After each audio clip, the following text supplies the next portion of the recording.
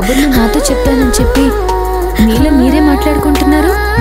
నువ్వు ఇంకా రాలేదని ఒక్కసారి నీ గురించి ఆలోచిస్తున్నాను నీలవేణి. ఇంతకు ముందు జరిగిన సంఘటనలు గుర్తుపెట్టుకున్న జ్ఞాపకాలన్నీ నన్ను పలకరిస్తున్నాయి. సార్, వెన్నెల్లో కబుర్లు చెప్తానని చెప్పారు. చూస్తే ఈ గదిలోనే ఉండిపోయారే.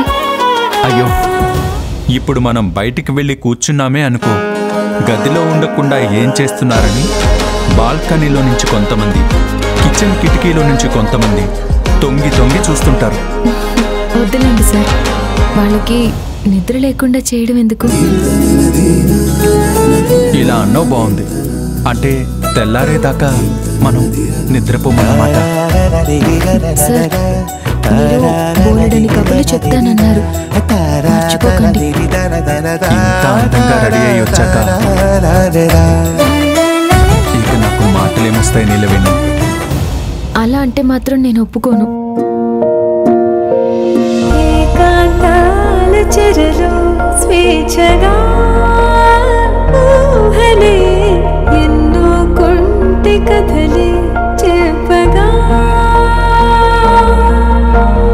ఆరాటాల ఒడిలో ఆలుతూ ప్రాణమే ఆనందాల నిధికై మాట్లాడడం కాదు కానీ